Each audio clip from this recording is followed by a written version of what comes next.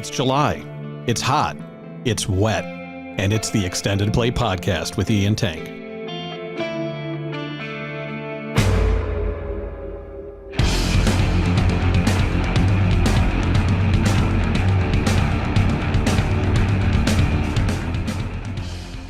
Welcome to the Extended Play Podcast with Ian Tank. Today's topic is critics. And no, we're not talking about critics of the show because we know that our extended family out there, there are no critics, right? Mm-hmm. I mean, everyone is 100% positive about what we're doing so far. Shout out to the extended family. That's right. No, specifically, we're going to be talking about rock critics and their influence on what's popular. We'll get into how their opinions shape our opinions, their inherent biases, and the trends we're seeing in the role of critics both in and outside of the music world. And we'll also have another edition of our playlist challenge. Before we get into it, we just wanted to give a shout out to a couple members of the extended family. Listeners RJ and Tim wrote in on our socials after Country Part 2 to give us some suggestions about some country-ish artists and in some cases specific songs that we should check out. We really appreciate it. And we found some great stuff already. So keep the comments coming, keep the suggestions coming. It's really helpful. We're always looking for new music. And what we'll do with those suggestions is we'll start making playlists, extended family playlists, we're going to call them. And we'll make them collaborative on Spotify anyway, so anyone can just add to them. And hopefully it's a way to it's like DJing a party with us and our listeners. So again, thanks for the suggestions, RJ and Tim, and we look forward to hearing from more of our listeners. Yeah. And, if you go all the way back to our first episode as to why, kind of why we're doing this, like we want it to be a two-way street. We're like, we introduce each other to a lot of new music, but it'd be great if the listeners could introduce us to new music as well. We would love it. For sure. So we've talked a little bit about the role of critics, music critics, right, in deciding who wins awards and in a way deciding who's popular a lot of ways, right? Because when you rely on I know most people don't, but for so long critics were gatekeepers, right? Mm-hmm. The gatekeepers of people who got the music made, people who got the music distributed, got it played on the radio, and then there was the gatekeepers who said this is good or this is bad, right? Mm-hmm. And that has, music criticism is in a very weird place right now where it's mostly non-existent, where you have no newspapers. Well, newspapers are gone, right? Essentially, paper newspapers are gone. So, and there was always a rock critic or a music critic. Every local newspaper had a music critic. And I remember reading them and finding out who was coming in town or if there was a new album that was going to be released. They had a list of this Friday's new releases. That's done. Magazines are dead. Yep. Like physical magazines are dead. So most people don't subscribe, don't have does Rolling Stone still exists in paper, I believe. It might. Not even sure, but I think it does. I think it does. But it's got to be one of the only music magazines that's still around, right? I think Spin is done. So we're in a weird time with music criticism in that I can't imagine a lot of people are graduating, like a lot of people are coming out of journalism school and saying, I'm going to focus on music because they don't have anywhere to go. Yeah. Like maybe they could write for the New York Times or something like that, but are they going to go if Pitchfork is or whatever blog you want to say is like a major source for people reading rock criticism, and they're a blog essentially, and you don't have to have a degree in journalism to write for these publications, then how serious are we taking music criticism anymore? How much does it matter? There could be another chicken or the egg thing. Like maybe it just went away because no one needed music critics anymore because who cares? But I think they served a purpose. And absolutely. And in the absent, look, we all have our personal biases, and we're all looking for some kind of validation. Look at YouTube. It's why reaction videos are so popular. Yeah, sure. Because if we love something, we want to go watch other people love it. That's true. So people want that validation. We're all unsure if what we like sucks. Yes. Right? And that's totally true. Or if what we're listening to, you're like, I think this sucks. And am I the only one? Right? You ever have that? Like it's your favorite artist comes out with a new album and you're like so excited about it and you listen to it and you get 3 or 4 songs in and you're like, I think this may suck, but maybe I'm not getting something. I'm going to go check out what a critic has to say about it. Right. It's, and I am notorious for changing how I view a record after reading a review. 100%. It goes both ways too. It's like, I'll love an album and then I'll read a review that shits on it. I'm like, yeah, they're right. They're right. Now I hate it. Yes. Or vice versa. Yeah. I'm like, I don't really get it. And then like, oh, it's great because of this and this. Yes. But But it's like anything in life, right? It's like you pick an outfit to wear, a color for the wall in your house. You want a second opinion. Yeah, you buy a bag of chips. You want to know, are these any good? Have you had these new Cheetos? So it's kind of surprising that they don't, I remember vividly, and again, in this early 90s time frame, you and I would go to the mall or maybe go to Meijer. And I would make a beeline to the magazine rack, see if this week's version or this month's issue was out. Yeah. And go straight to the back and look for my favorite artist and see what they said. Wow. Right. It's like, okay, I knew that Persistence of Time just came out. It's got to be in this month. Yeah. Right. And being disappointed that it wasn't. And then a month later going to look and then being devastated if they didn't like it. And amazing. It's surprising because music is still, whether we think it's good or whatever else, it's still a big part of culture. It is. You would think that there'd be, but I do think that critics in general have lost their voice. Like there's no Siskel and Ebert anymore. Right. There's no gold standard for really any kind of. Yeah. And it's probably not coincidence that it went hand in hand with the disintegration of real news and all kinds of other, like, absolutely. Everything is just a shit show. Like there's no reputable sources for anything. It's a free for all. Yeah. It is. It's a free for all. And I was reading something the other day. Have you heard the term poptimism before? I have not. Okay. So it's this notion that this is also that like coincides with like the sort of downfall or the decrease in popularity of music criticism, is that what also happened at a certain point was that because you didn't have real journalists and because you weren't, not real journalists, I'm going to insult somebody here that is listening to the show and like writes for a blog. Listen, if you're into music and you write about it, Yeah. I mean, that is a whole other level. Like you expect somebody to read your writing. I know as someone who's written, and Tank does too. Yeah, the fact that anybody would read anything blows my mind. Right. But what I'm saying is, at a certain point, music criticism stopped being critical. Too often now, you open, if the review even gets written, they're saying it's probably pretty good. Very infrequently. And it's gotten to the point now where these, music blogs or music magazines that once held themselves as like tastemakers, and we care about like what's like there's some sort of qualification to make something critically accepted, like it's edgy or whatever. They've done away with that whole pretense. And now it's like, they will review a Beyonce album. They will review a Taylor Swift album. They will say it's 10 out of 10. Right. And 20 years ago, that would not happen. I don't feel like. No, there was a time when, 5-star Rolling Stone albums were a big fucking deal. Or even, remember The Source, right? The Source, 5 mics. Five mics. Yeah. They were like once every few years it would happen. Right. Yeah. The notion of optimism is, it's like we don't say anything bad about anything. When everything's great, then nothing is great. Yeah, exactly right. And you can't help but wonder, how much of that is due to the intersection of the money. You know what I mean? Like, well, journalistic integrity, God knows it went away in news. So who's to say that it hasn't been infected, for this stuff too? It's like, okay, well, the person writing the review works for X publication, which is part of X media conglomerate that owns, Well, it's all, and whatever sensational sells, right? So, and the pop music is sensational, of course. I will say, so one place that I do think it has migrated to is YouTube. Oh, good point. Like fucking everything, right? Well, yeah. So there is this one guy, Anthony Fontano. I don't know. His handle on YouTube is The Needle Drop.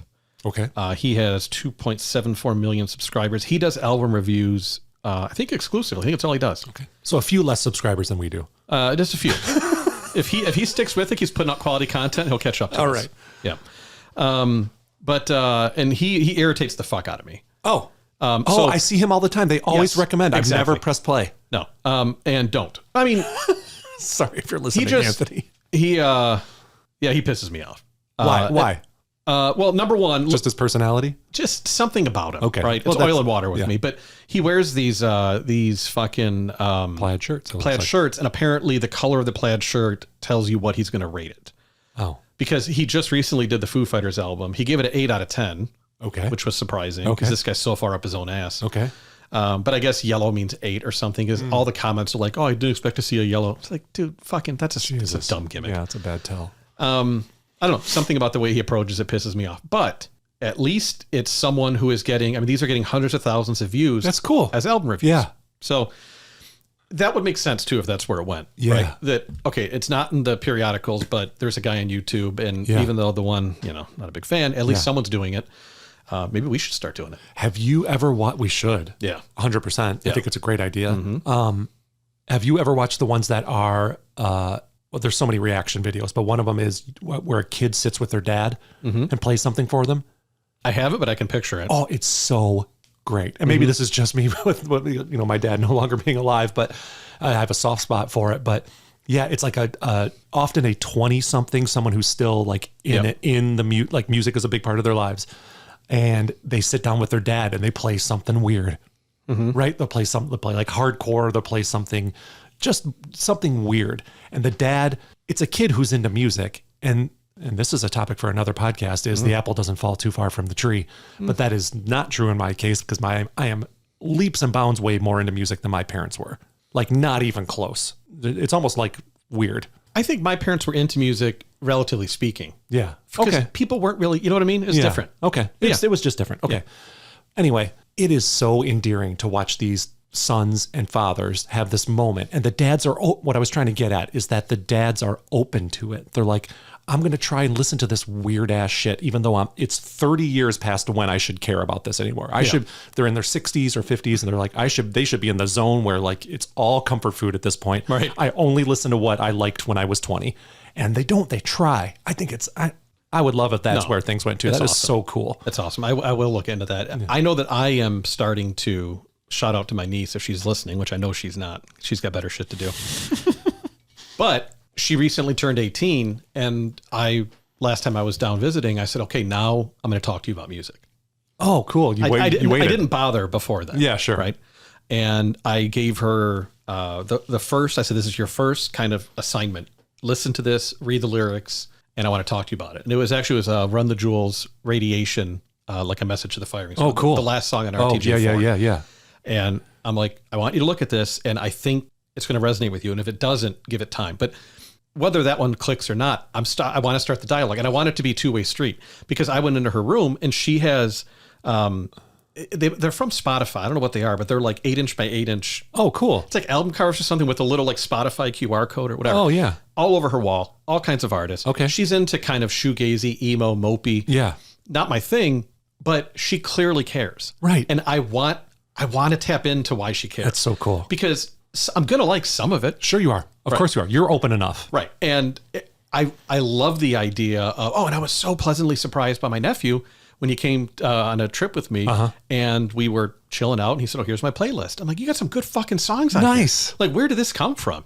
So it was awesome. And I love the fact that they're old enough now that like we can really talk music. Yeah. So yeah, I could definitely, maybe I'll go adopt a teenager just so I can do this. I don't see how that could backfire. Yeah, I'm sure that would go through. No problem. Yeah. Leave me alone, Dad. Not even my real dad. Stop talking to me about Metallica. I don't give a shit. Listen, whether that's your birth child or or adopted, that's probably still going to happen. Exactly. Deal with it, kid. No, I agree. I think it's this whole notion of the democratization of basically everything, and music criticism is no different, right? So my beef with criticism in general and music criticism especially is, let's say that you have you're sitting at a table and there is a perfectly prepared Wagyu steak. Okay. And then there is a shitty BLT and an even shittier bowl of ramen. Okay. And then there's you and 3 food critics. And in order, you give your assessment of what is the best thing on the table. Mm-hmm. It's the steak. It's obviously the steak. But by the time you get to that third food critic, they're going to find a reason to disagree with you. So you're saying it's just a natural tendency? Yes. I think that there is sometimes the best, by most people's estimation, is so obvious. There's nothing to talk about. Okay. It's just, So you have to dig into the nuances and try to make an argument. It's almost becomes contrarianism, where it's like, I can't just, let's say that U2 puts out an incredible album, or Radiohead most years, right? Sure. Sometimes it's just obvious, but then a rock critic sits back and goes, well, why am I relevant? I need to say something that makes people realize I'm a rock critic. I got something you didn't pick up on. You think so? Yes. 100%. Even now? I mean, I can't name a single rock critic, and I read it all the time. No. Okay. I agree with you. The genre, the art form, whatever you want to call it, is more or less dead. Sure. I go back to the fucking Neutral Milk Hotel. Oh, yeah. Okay? Yeah. So this In the Aeroplane Over the Sea, I bought the album. I've listened to it at least 20 times. Yeah. I still don't fucking get it. I don't get it. And I refuse to accept that it is great, and I just don't get it. You just don't get it. I am halfway convinced that once a year, a cabal. Yes. The Rothschilds, the Gettys, right? Colonel Sanders before he went tets up. Yeah, exactly. The Pentaveret, if you will. Right. But no, it's almost like I can almost picture like correspondence between. This is maybe 10, 20 years ago when it was more relevant. That it was like, all right, guys, what are we going to agree on? Really? I mean, I doubt it's an actual conspiracy, right? But I feel like it wasn't good. It just wasn't. Yeah. But, and I feel like wine tasting is the same way. I think there's a lot of things that it's like in order to be perceived as knowing things people don't, you have to pick things they wouldn't pick. Oh, okay. If it's obvious and you come out, and if someone puts out a great album and the rock critic goes, you're right, that's great. It's like, oh, thanks, genius. Right. I feel like they almost have to justify their position by not going with the obvious choice. This is funny because I think people would say this about us when it comes to music, in that the way we're getting, particularly, like, think about how critical we were of country music recently. Because it sucks. And, and there was a lot of, and it goes way more in depth than that, obviously, but people might say, you're looking too far into it. And I think you qualified it pretty well when you said the art versus entertainment. And I think I was just talking to one of our buddies the other day, and he thought that was a really poignant moment, because that really says all you need to know about the podcast, is that Tank and I are definitely leaning towards art. Right. We want to see people making a statement. What I'm getting at is that by that notion, Bud Light is the best beer, right? Taylor Swift is the best artist. Right. Well, I mean, no, I understand that it can't just be a tallying of votes. Mm-hmm. I'm just saying that I really think that rock critics, even to this day, it goes back to the Grammy thing, right? Okay. Where it gets attention if it's not the expected answer. Okay. It's creating a headline or generating interest by your choice. Sure. And that's, again, going back to that food example, one of the food critics might go, that ramen is the best thing because it has this essence and this flavor and this bouquet because they have to justify, I know something you don't. Okay. Because it devalues their position when they say the same thing everyone else says. Interesting. Is my opinion. And I think that's how you end up with some of these critical darlings that one way or another, they gain critical mass in that intelligentsia and they just keep getting praised or they keep, and it never really translates. I remember at the drive-in. Oh yeah. Everyone talked about, I bought that album. Right. This is going to be the next big thing. And there were albums like that, and there were artists like that in a fucking corner shop, which Libertines. Yeah. One after another, everyone gets on the bandwagon, but it never materializes because it was about trying to make a statement more than just the music. Yeah. When the boring reality is, and this is why I tend to hold on to my old crusty dad rock bands. The reality is people that know how to good music tend to keep making good music. Sure. Okay. And it's not that surprising. Yeah. Right. But that's to be a critic, it would be boring to say, hey, Radiohead put out an album this year, so guess what? It's album of the year. Right. That's boring. So you got to go find something else, even though it's very possible, if not likely, that Radiohead did make the best album that year. You know what? I read recently that, I don't know why I keep mentioning Pitchfork, but Pitchfork went back and... Because they suck. They don't. It's very useful. I hate Pitchfork. No, you don't. But you don't, though. They're fucking... Okay, you know what I think about Pitchfork? Okay. I think that half of the reviews are written before they listen to the album. Oh, wow. Okay. I think as a defender of the Foo Fighters, they will never get, I think, a fair shake on something like Pitchfork. Okay. Because they have this condescending dad rock, vanilla, bland, doesn't matter how good the album is.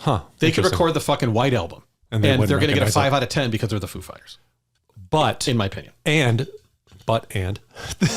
that's funny because they would give a Taylor Swift album 10 out of 10. I mean, you know what I mean? Because and that does not seem like something that's predictable, right? Like that would be predictable. Anyway, my point is that they've been going back and sort of retroactively changing their ratings, and I think that is a good look for any publication to do. That I can respect. And they are moving them up and down, and I thought that's really great. Like, there's one they give, like Liz Phair, they gave her pop album 0. They gave it a 0 rating. Okay, this is her biggest hit, Why Can't I, right? Which was like in a bunch of rom-coms, right? It's on 1,000 soundtracks. They gave a 0, and they were pissed off because she went quote unquote pop. Well, they changed it. They gave it like a 6 or whatever because of it was a pop record and it was fine. Mm-hmm. So that was like an extreme example. But when you were just talking about that, so Interpol, the first Interpol record, Turn on the Bright Lights, which I like quite a bit, they initially gave like in the 9s somewhere, mm-hmm. and they went and they downgraded it, and they basically were acknowledging, and I don't know if they said this in their reasons for lowering the review, that they were caught up in the New York, mm-hmm. everything is new. That whole Meet Me in the Bathroom, that documentary, the book and the documentary, where it's like the Strokes and Interpol and Yeah Yeah Yeahs and TV on the Radio were all around in New York, and there was this scene going on in Brooklyn. And people got so excited about the general vibe of rock music being back again that they oversold all of it and they overrated it. Right. And they've since gone back and fixed it. I really appreciate that. I mean, I think there should be a lot more of that. Like, just be honest. Like, it didn't stand the test of time. We were in a certain zone when we said this about that record. We apologize. In the Airplane Over the Sea is not a fucking good record. No. It's certainly not the best of all time. And that's the thing, is it was, I think it might be Pitchfork. About maybe 10, 15 years ago. It's like the best record ever. The best album of all time. But I guess, because I am, again, a guy that gets attached to bands and kind of, sticks with them through decades. I feel like Pitchfork has that built-in, almost like recency bias, that the newer band is always going to be making better music than the older band. I agree with that. And that irritates the shit out of me. Yeah. And again, with Metallica's latest album, one of the biggest knocks against it from people that have, to be fair, it's largely been positive reviews, but one of the biggest knocks against it is it sounds too polished. All right, well, that's what happens when you make music for 40 years. You get really good at it. You get really good at crafting songs, right? So it's like... It's a weird criticism. Exactly, but it's a common one. Yeah. And you hear it a lot. It's like, it sounds too perfect or too polished. I'm like, yeah, they've been doing this a long time. Yeah.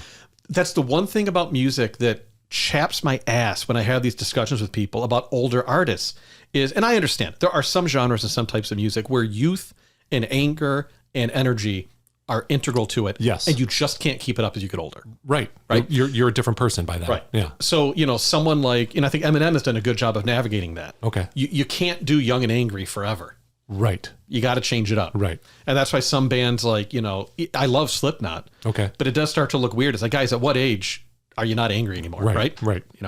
Music feels like the one thing out of all skills that people somehow assume you get worse as you have more experience. So bizarre. It's always the hot new thing. Yeah. It's always the band that has a SoundCloud they're blowing up. Yeah. They're incredible. Sure. They're awesome. And if you've been doing it 30 years, you're washed up and over the hill. No other occupation do we treat experience as a negative. No, that's true. They do in music. So, gosh. If you've been around too long, you must not be good anymore. You're boring. You're past your prime. Yeah. We have no use for you. But if you're young, you're exciting, and you're fresh, and you must be good. Drives me fucking crazy. Is it, though, that you have to be doing the best work of your career? Is that the real measurement? So whether or not Metallica are the album is good, or it's certainly not the best work of their career, right? Probably not. Probably not. So is that the sort of... So, but this is, and again, I hate to keep harping on the same topic, but it's only because I know it so well, but Master Puppet's probably their best album. Okay. But... That was a long time ago. Right. It was 38 years ago. I mean, right? So... Right. So again, and it's a whole other fucking, thing. Okay, the fact they're still making relevant music, I'm super happy and all that. But whether or not it's the best, it certainly had a kind of energy and rawness. I think Kill 'Em All is terrible. Okay. I hate that album. Okay. And I have this discussion with people all the time. Like, it's their best album. It's garbage. James sounds like a cat in heat. It's a horrible... They're writing about fucking dragons and the four horses. It's so stupid. Yeah. But it has this unmatched raw energy, right? So, but what is good, right? And that's where, even within a band, you can get these arguments. Yeah, sure. But best, okay, but I think a lot of bands go through that, right? They can have a phase where it's energy totally and angst. Yeah. And then 20 years later, it's reflection and knowledge and wisdom. Yeah. So, but I feel like, so within people who are already fans of the band, you have very interesting discussions about what's better. Sure. But in the mainstream, by and large, they're disregarded. Yeah. Because you're 60 years old. You can't possibly make good music. Yeah. Yeah. I don't know. In principle, I agree with everything you're saying. But in experience, I have the opposite experience where... Of seeing critics or of what you like or what you see critics liking? What I like. Okay. Very frequently, even bands that I'm super enthusiastic about. Critic. I'm not a critic. You're right. And you were talking about critics, right? So I would even venture. Okay, I see what you're saying. And I'm going to fucking graph this. Mm-hmm. I think there is, and I 100% believe this. There is, imagine a curve that peaks in your 20s and then goes down until your mid 40s. Okay. And sits at the absolute bottom until 70. Okay. And then shoots back up again. Critics love to find an old ass artist and make them relevant again. They love Loretta Lynn. Yeah, sure. There's always someone. Mavis Staples or or the Tony Bennett thing. There's always someone that they love to go grab because they're so old it's cool again. But in between, in your 50s and 60s, you're worthless. Worthless. Which always, again, genre dependent. Sometimes there's good reason for that. Yeah. But man, it's like there are a lot of artists I listen to their catalog and they've been putting out albums for 30 years. And I really think the stuff that's out now is just as good as the stuff from 20 years ago, but no one cares. Okay. Because it's not new anymore. I don't know. Yeah, that might be more reflection of like, is it new? Is it right? Versus are they, regardless of if they're perfecting their craft, is it a new sound? And that's what critics want, is a new sound. That's true. That's true. So with that, I will wrap up my complaining about rock critics. Finally. Yeah, I know. It's been a while. And my seething hatred of In the Aeroplane Over the Sea. I wonder how many of our listeners have any idea what that is. I hope for their sake they don't know about it. I love you, Jesus Christ. Yeah. If you don't know what that is, we'll put a link. Go check it out. I mean, you could probably play the saw as well as they do. Yes. Well, I mean, with a bow. It's a skill. And now we'll throw it over to the latest hot installment of the Playlist Challenge.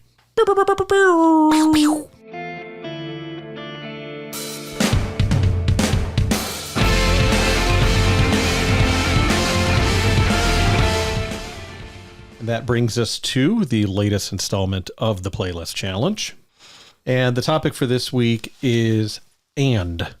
Again, we are very loose with our interpretation of the rules because really no one gives a fuck at the end of the day. But most obvious being that the song title has and in it. I believe we allowed ampersands or any variations of an and type device. So with that being said, since I did the super smooth intro, we will start with E with the 5 that I gave to him. Absolutely. So of the songs Tank provided me, I'm going to go with Right and Wrong by Joe Jackson at number 5. But they say it's not the issue.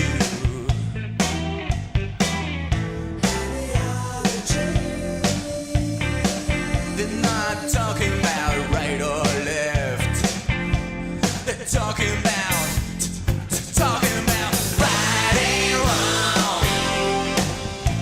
Do you know the difference? Right and wrong. When I saw Joe Jackson's name on the list, I'm like, oh, cool. I only know like Steppin' Out and Is She Really Going Out With Him? And I like those songs. Right? Those are Joe Jackson songs. Yeah. Okay.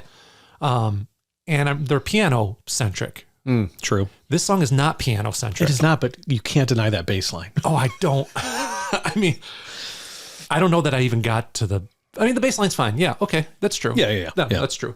My notes include things like, I would have turned this off if this was on the radio at 1:15 when they start going ideology or whatever. Yes. I would have turned it off. Yeah. I'd go, that was too much for me already. Yeah. Like whatever. That's like not my thing with the background singers. The very heavy-handed political lyrics that are really kind of, I don't know how to put it. It's too try-hardy. Yeah, on the nose or whatever, not nuanced at all. Yeah. Right? Yeah, the chorus is cringy. Yeah, it's pretty bad. So I was bummed there wasn't any piano, and I had actually had higher expectations. He also does that thing, I don't know if you know the name for it. There's a technique where what happens musically mirrors what you say in the lyrics. So like, think of like Jane's Addiction, Stop, where they like literally say stop and the music stops. Okay. He has a moment like that in this song. I don't remember what it is, but it's a cool thing. But that was what I took out of it. This is definitely my least favorite, which is surprising considering what my number 4 is going to be. I hope it's not the foreshadowing I think it is. My number 4 is Sea, Sex and Sun by Serge Gainsbourg. Dans 18, 17 ans la limite, je ressuscite. Sea, sex and sun. Toi, petite, tu es de la dynamite. One of the things I wrote about this song is like, it is so disco-y, or maybe not disco-y or whatever it is. It's so Serge Gainsbourg Right. that it's like almost a parody of itself. Like it's just so over the top ridiculous. So a little bit of background on this. I've been sitting on this one for several months. So I had an early flight back home. I'm in a taxi going from central Paris to the airport. Okay. And the Uber guy Oh, sure. has this on the radio. And I'm like, what the fuck is this? And I'm like, this has to go on a playlist. Like, Oh, that's awesome. so I've been, and I literally got my phone out, and when he wasn't paying attention, took a picture of his little display to Oh, get the nice. artist name. Okay. Because, you sure as shit couldn't figure it out from listening to it. Oh, so. I know him. Like I know this. Seriously? This is what he does. Like, Well, apparently. Yeah. Like all his songs are like this. Yeah. I mean, Yeah. yeah, it's like, it really is. It's like a fever dream. It's like, it's disorienting. So disorienting. Some other stuff I wrote down. maybe Yeah, this could be, now that I'm an established country music artist, you are. maybe I can do a Serge Gainsbourg cover song. I love it. Yeah. Would you speak in French? Oui. Je suis tank. Yeah. Anyway, so I said it's so disco. It's almost a parody of the genre. It's like there's like the waka waka waka waka. Like it's so it's like cartoonish. It's like I don't even know how to describe it. There's some moaning at around the 2:15 mark, which was unsettling. I wrote down unsettling, if not unexpected. Because the rest of the vibe of the song sets you up like, I mean, there's probably going to be moaning in this song. The word sex is in the title. It was unsettling, but definitely not unexpected. Yeah. Yeah. If we can combine that with the visual of Geddy Lee air humping, I think we'd have a very, that's PTSD fuel right there. Anyway, so that and the fact that it's missing an Oxford comma in the title, that bothers me from an English teacher standpoint. Yeah. Puts it at number 4. We have 2 things here. We have C and Sex and Sun. Right. Come on. Yeah. No, I figured that was, I appreciated it. I didn't hate, like, I'll do this all day. I'll take songs like this all day over Mark Knopfler. Right. And it's sort of like, I think a song like this in a playlist challenge is like when you go to a fucking gelato stand and they're like, yeah, we have, I don't know, fucking potato chip. Right. Pork flavor. Like, I'll fucking try Let's it. do it. How many times can I have vanilla? Right. All right. I like that my sense of adventure is potato chip. You're like, pork flavor. Like potato chip is the actual flavor of ice. Like, is it? You can get like the Ben and Jerry's Jimmy Fallon one is like chocolate covered potato chips. Was it you that sent me the thing about the Mountain Dew ice cream? No, but I saw it. Okay. Oh, yeah. I think you did. I did send it. Yeah. It's at the dairy store at MSU. I would like to try it. Yeah. It's supposed to be the girl who posted it said 8 out of 10 better than you. She goes, it actually should be more Mountain Dewy. Well, what shouldn't be? Number 3, let's go with Amazed and Confused by Neil Diamond. But on the way you know that I will abide. Yes, on the way you know that I will abide. Yeah. Walk that line, boy. I'm amazed.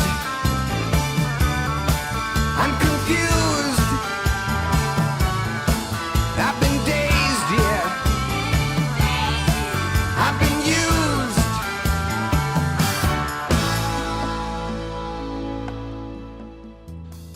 I don't have a whole lot to say about this song. It sounds like a Neil Diamond song. The sound of the song is of a very particular time in pop music, right? And I think I wrote perfectly fine song for the era and genre. Like it fits. It was on the radio. I don't think I'd turn it off. I would be like, oh, okay.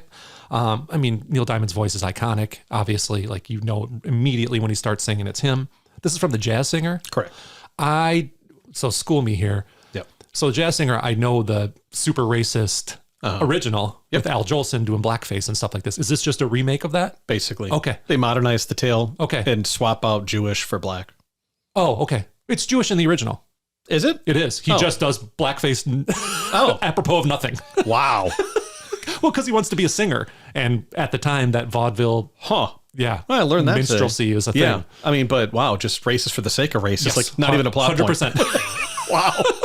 I know, it's daring. It's a bold move. Yeah. Well, you know, 1920s was a different time. Pretty awful. Yeah. Okay. Yeah. So pretty much straightforward. Like he's like a rabbi's son and all that kind of stuff. Okay. And the soundtrack, it's a mix of, you know, just songs like this, straight up excuses for pop songs, but also like Jewish, I don't want to get the word wrong, like hymns, right? Oh, okay. Like, cool. Yeah.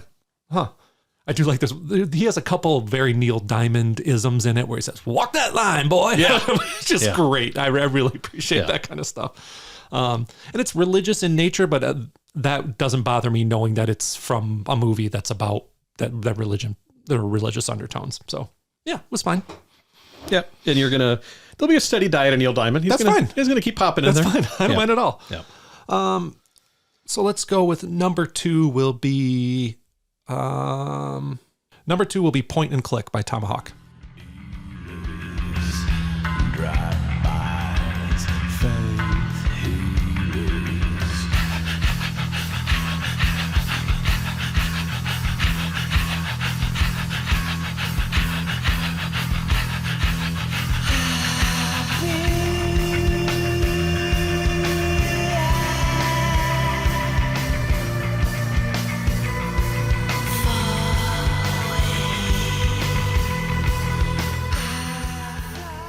I really like the sound of the bass in this song. There's that chugging, whatever effect they put on that. They're you know, I know the Hives does this too. I don't know why I bring them up disproportionate amount for how much I like them, but yeah, there's like that. It's a chugging sound. That's the only way I can describe it. I really like it. That's in the verses, and then it changes for the chorus. I like the addition of keyboards when those come in, or they're mimicking a string sound, which I really like.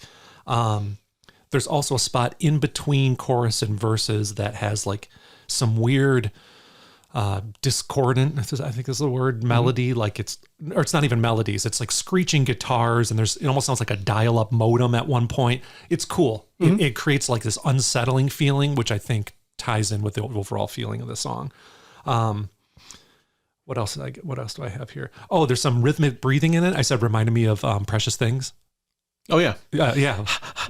Right. And it was cool. Yeah, it was really cool. Like, it was weird in that it was so similar to it, but it didn't bother me that it was so similar. It served the song well. Yeah, I like it. The last thing I had would confuse me a little bit is, how is this different from a Faith No More song? Because this is the guy from Faith No More. Is it more than one member of Faith No More? Or is it just the singer? It's just Faith No More. It's just him. And it's, you know, again, it's a bunch of guys from other bands, not quite a super group. Okay. But this sounds so Faith No More-ish to me. I couldn't, maybe I don't know him well enough. I mean, yeah, for me to elaborate on it would be like all kinds of nuance and no one really gives a fuck. But no, you're right though. It wouldn't be entirely out of place. Yeah. Faith No More is generally going to be guitar heavier. Okay. Right. You're always going to have, basically you have, you know, Patton, Faith No More pays the bills, right? Yeah, sure. And then he's in seriously like 30 other, right? That's crazy. But each one is I guess it's an excuse to explore a different kind of. Okay. So Tomahawk is the accessible one. Oh, okay. And this album is the accessible of the accessible. Oh, okay. So when you go out from here, Yeah. it gets to be a little more, and it's just like Mr. Bungle, and he has Phantomas, and he has all these, like Phantomas is, you know, like horror movie soundtrack. Oh, geez. Like it just all over the place. But Okay. yeah, this is considered the most accessible. So yes, there's some overlap to Faith No More. Okay. He's the creative driving force between all these bands. In Tomahawk, I think it's actually a different guy. Oh, okay. I think he's a little bit more of a hired gun. Oh, okay. Cool. Anyway, I like it. I thought it was super good. Try God Hates a Coward. So God Hates a Coward is the best song on the album, but it didn't fit in the challenge. Okay, yeah, sure. Yeah. All right, that leaves only one song for number 1 for me, and that is 46 and 2 by Tool. You got me in. I wanna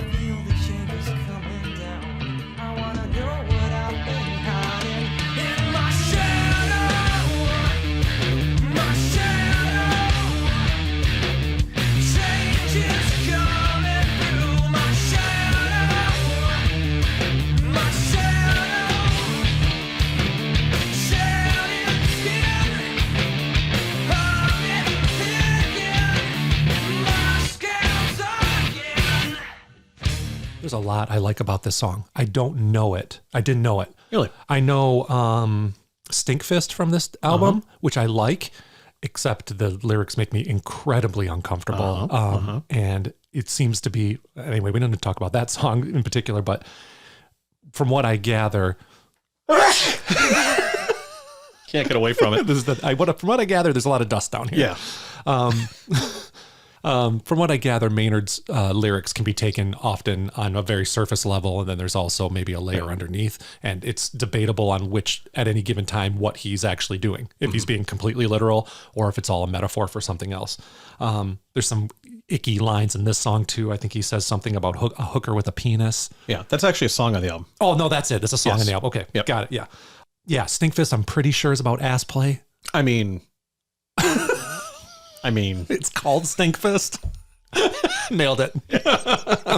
Yeah, makes me super uncomfortable. But the song, anyway, it's got all the signature Tool things. It's got like his great voice. It's got a long Cure-like intro, like about a minute and a half intro before the actual lyrics start. I really like that.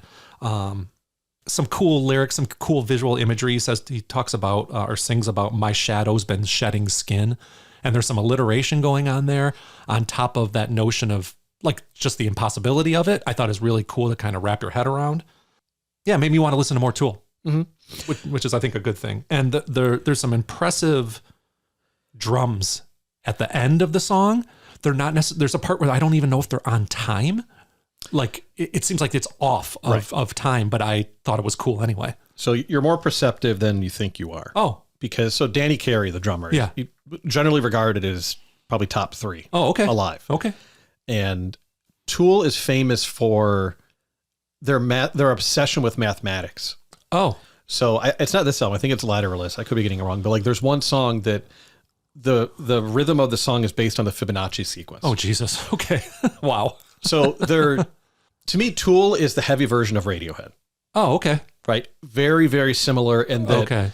You may or may not like it based on the surface, but there's a whole lot going on underneath. Sure, yeah. Right? Okay, cool. So it's, but Danny Carey, and I'll show you, there's video of him playing. There's a song on the newest album called Numa. Okay. And he's doing 4 polyrhythms, meaning he's playing with each leg and each arm 4 different rhythms. Jesus. It's insane. That's crazy. Yeah, he's super talented. The song is called 46 and 2. Is that like his age? Like he's 48 years old or something? No, or? I believe. I didn't look up the lyrics more than... I looked them up, but I didn't look at the interpretation. I think it's a reference to chromosomes. Oh. So 46 and 2 theory, the premise is humans would deviate from the current state of human DNA, which contains 44 autosomes and 2 sex chromosomes. Huh. Obviously. I mean, how could I not gather that from the title? Right.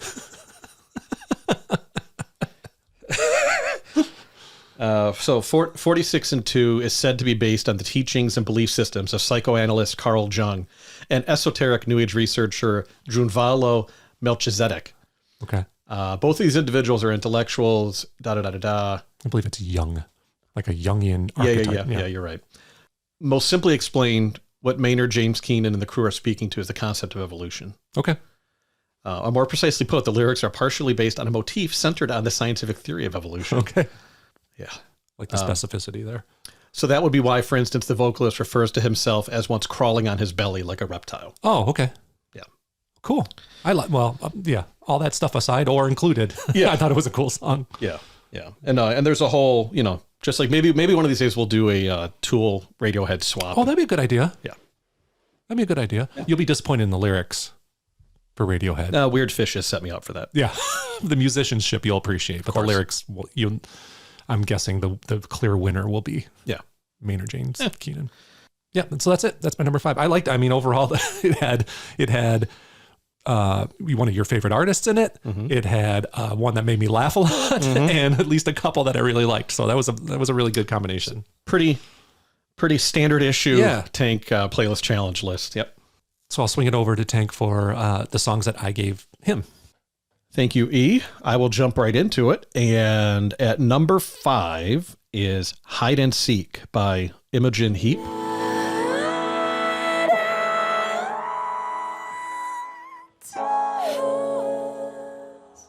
They were here first. What what you say. That you only meant well, well, 'cause you did what you say. That it's all for the best, 'cause it is what you say. So the my top note is auto-tune was certainly a choice. It was the choice, essentially. It was, it was the choiciest of choices. Yeah. So I was about halfway through it when I realized, okay, now I know what at least the pop culture relevance of I this wondered. is. Okay. Right. And I don't even know it. I only know it from the parody. There's a parody? Yes. So there was an SNL episode where Andy Samberg and I forgot who the guest is. Okay. But basically, one person walks in and kills someone, and the next person walks in and kills them. Okay. And this is playing in slow motion as Okay. they fall to the ground. And Okay. I think it's a take It's on from the OC. Exactly. Yeah.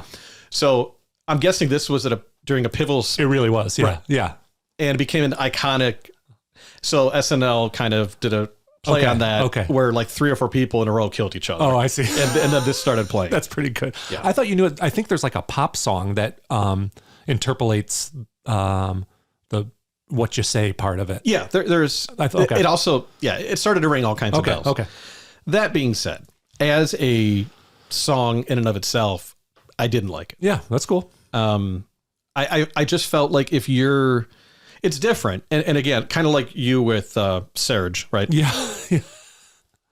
Anything's better than the same old, same old. Yeah. Right. That's true. So I appreciate it in that sense. That's true. I just feel like if you're going to go a cappella and not do actual voice, Yeah. it's just a weird, Okay. maybe I'm like too like fucking purist. Maybe. I don't know. That's fine. But I will say the best line in the song, and a very good lyric line, is "ransom notes keep falling out your mouth." I like that. That's cool. So I'm sure this will end up being like some of these other ones where, just to clue people in as to how this ends up going is I buy these songs so we can include them in the recording with a high quality version. You're welcome. And no shitty low bandwidth stream recordings. Not for us. No, Not for us. no, high quality. We're thinking of you, Yeah, we are. the people. We are 300 plus kilobytes per second people. We pay for it. No, but then it goes into my library and I listen to my most recent tracks. And I always end up liking these more, Yeah, I can see that. when it's in the background, you're doing Right, work. right. And like the fucking song Zohia is catching up to me. Oh, right. Pissed about Which it. you were very upset about. Still pissed about the whole naming thing. I'm sure he has another name this week. It's possible. All right. But number 5, and who knows, maybe I'll come back around to it. I know she's kind of a critical darling. So Yeah. we'll see how that evolves over time. Cool. So number 4, which I feel like the E is going to win some sort of award here for the longest and most unwieldy song title. Excellent. That's what I'm going for. Yeah, we have Music for Wood and Strings featuring So Percussion - Translucent Remake. So I don't know, it's about 60 characters for a song name by Bryce Dessner.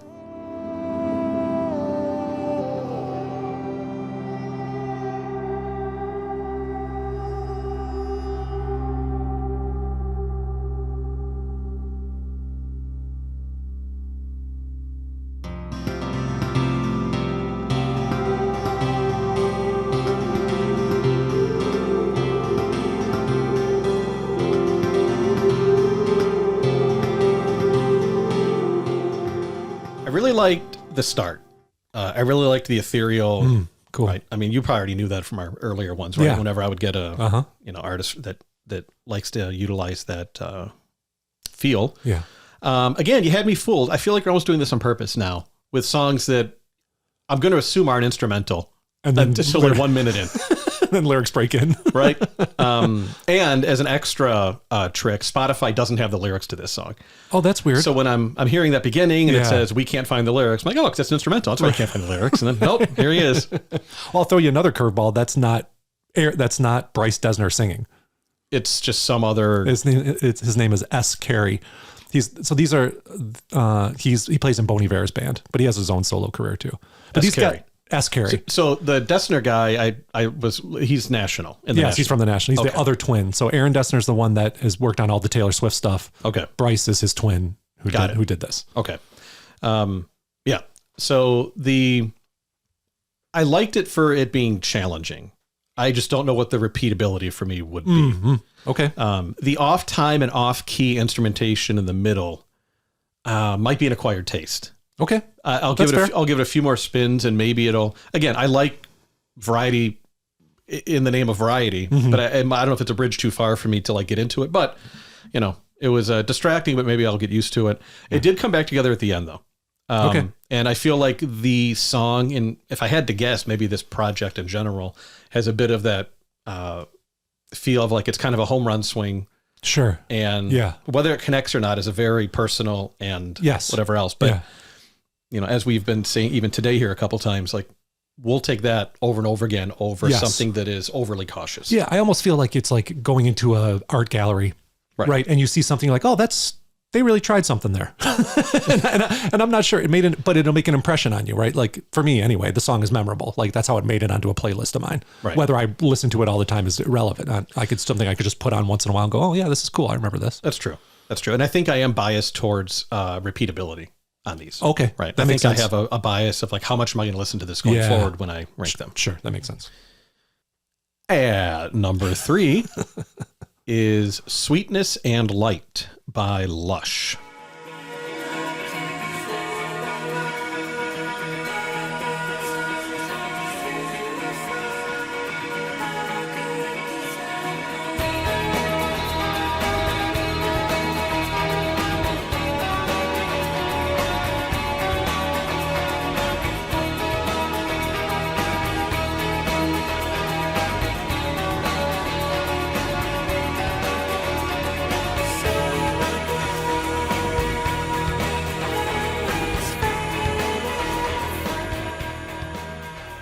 So first and foremost, Lush is this week's recipient of the Bob Mould Lifetime Achievement Award for having the vocals way too low in the mix. It's way low in the mix. It's for really sure. Low. Yeah.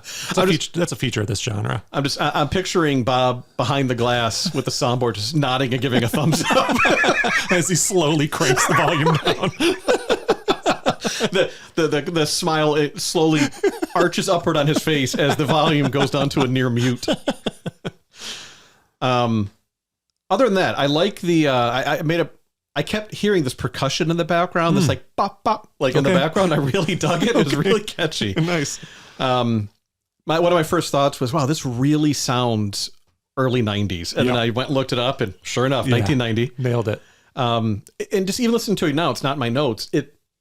Some of the sections feel very Rush-y. Oh, okay. Yeah. Sure. So like, I don't know, just the jangliness of the guitars and the overall feel. So Lush, Rush. There's a lot going on there. Yeah, sure. The universe is trying to do something. Right. I don't know what. That's right. The song does a really good job of being loose and tight at the same time. Oh, that's a good way to describe it. So I won't go too far off track. I'll just say I have in parentheses butthole joke. I won't even bother to craft one. Just in your own head, just make one up. Pretend I said it. Jesus. But hey, man. I mean, that's what we're here for. Exactly. Just doing my job. No, but it is. It has this, it feels like it's kind of like all gangly and kind of skipping along, but the song doesn't feel unfocused, and it is kind of tightly put together. So it's a hard thing to pull off. Yeah, for sure. And they do it well. Cool. It really builds to a great finish. To me, it kind of just goes and keeps getting better. So I did like it. God, I thought you would hate this. I thought you would think it was too repetitive. I thought the vocals would be a problem. They are. But despite that. But the music, man, the music really kind of scratches an itch for me. Awesome. Yeah. Her voice is, her voice is pretty. Voice is good. Yeah. Yeah. All the more reason. But you know what? I don't know. I'm sure there's some fucking primitive misogynistic reason for this, but I feel like a high-pitched female voice can blend into the background better. Than for whatever reason, I think I'm more okay with it than it feels more atmospheric. Yeah. Like it's an instrument. I think, man, this is a fucking Pandora's box, but if you thought about what percentage of background vocals are female to male, it's got to be 99-1? It's got to be overwhelming. How many times are there men in the background? Yeah. So I think there's some weird, where your brain is predisposed to like, okay, there's chicks in the background. Okay. Whereas if it's a guy, you're like, I'm supposed to be hearing you. You should be at your rightful place. Right. Hey, woman, why aren't you cooking? You know why it's in the background? Because she's in the kitchen. So ridiculous. And I'm recording in the garage. Anyway, so who knows? Oh, I'm sure there's a reason to it, but for whatever reason, it seems less out of place. Oh, cool. I'm glad you liked it. Yeah.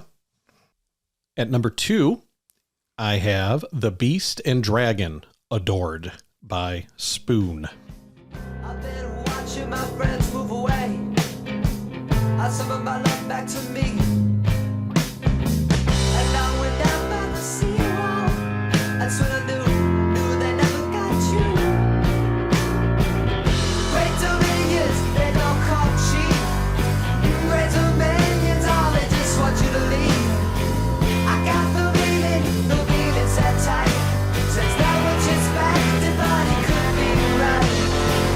I got a feeling it didn't come. Great dynamics. Right from the start.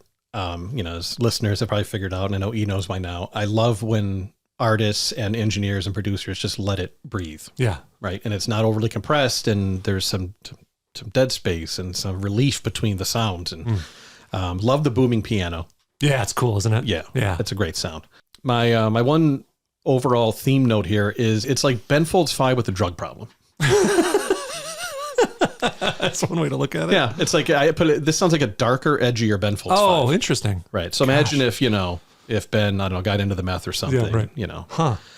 And just like there was that one great line in the Imogen Heap song, there's a line here that says, I got a feeling, then it got to me. I love simple wordplay. Yeah, sure. Oh, That's good hard stuff. to do. It is. Yeah. Guitar solo, not sure it needed to be that discordant. Yeah, sure.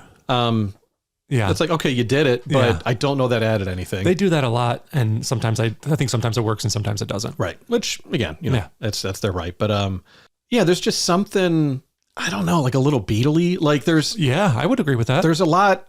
Yeah, I feel like this is like a new flavor I need to process as to what I'm going to do with it. Sure. Right? Yeah. But I dig it. Oh, cool. And you know what? What this song feels like? E? What food related? Well, it's number 2. Okay. Right? And you Okay. should know by now. Okay. Oh, all number twos? All number 2s. Oh, okay. It's like fucking the 4th time. Oh, okay. Thanks for paying attention, co-host. Honestly, listeners, the way I explain it to Tank is like, this is like a fever dream. I recall nothing of what happened the second we're done recording. When I listen to this on the day it gets released, it's new to me. It's like I'm a babe in the woods. Like, I have no idea what's coming. So thank you, loyal listeners, for anticipating this. But what this feels like, this song is like drinking your 4th coffee of the day. Whoa. At 5:22 p.m., you're sitting in your cubicle and you know you need to stay late to finish a project. Oh, okay. That's the vibe I get. Okay. Like you're caffeinated, you're a little uncomfortable, All right. and you're energetic. Okay. Okay. All right. Cool. That is number 2. Yeah, the fun fact is that title comes from a tapestry he saw called Apocalypse, the Beast and Dragon Are Adored. It's like an artwork. Okay. That's where he grabbed it. It's about the like apocalyptic stuff. It does. He says the word apocalyptic, I think, in the song. Whenever you see something and then comma a word, that's a very painting title kind It of really thing. is, isn't it? Yeah. Yeah, for sure. Like a child abandoned. So at number 1, we have Swaying Leaves and Scattering Breath by Envy. 花を散らす呼吸叶わぬ声は届く前に消えた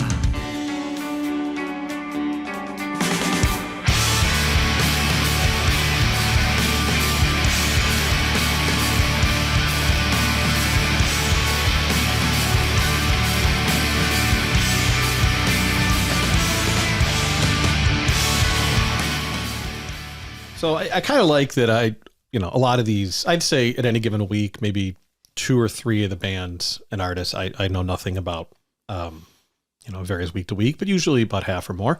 I kind of like that I don't know anything and I don't do the research till after I start listening to the song. Yeah, that's a good idea.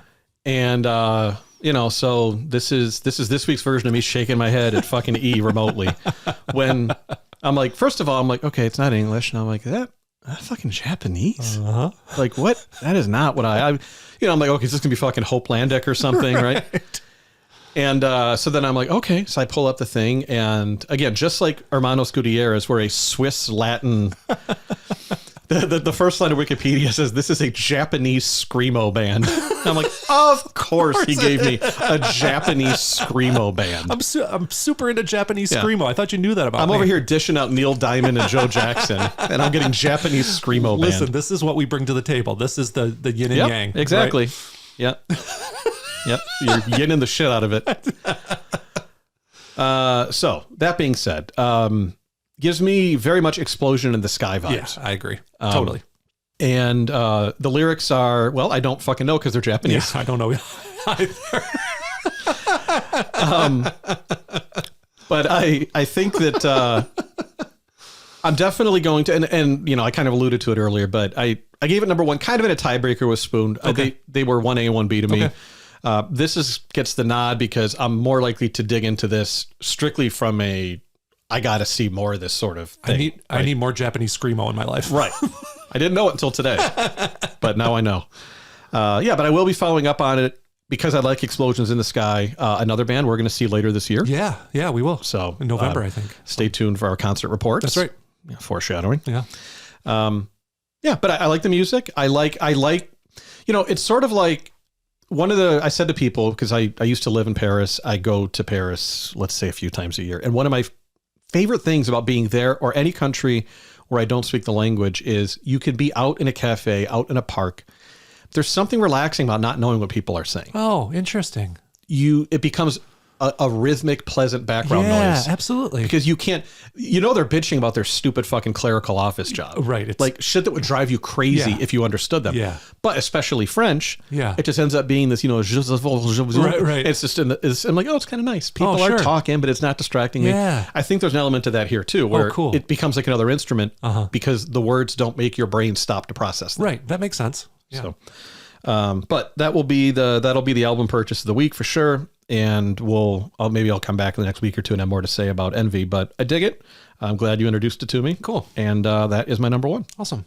So that wraps it up for this episode's playlist challenge and for today's episode. Appreciate everybody listening. Remember, you can listen to all these songs included in the playlist challenge. We make Spotify and YouTube playlists for all of these playlist challenges. You can check that out along with all our past episodes. There's a bunch now. We're probably at, by the time this airs, we're probably at 12 episodes. More than 10 for sure. Yeah. Thanks everybody for your support all the way. Remember to follow us on social media. We're Extended Play Pod, just about everywhere. And I'm looking forward to the next episode. Thanks for listening. See you next week.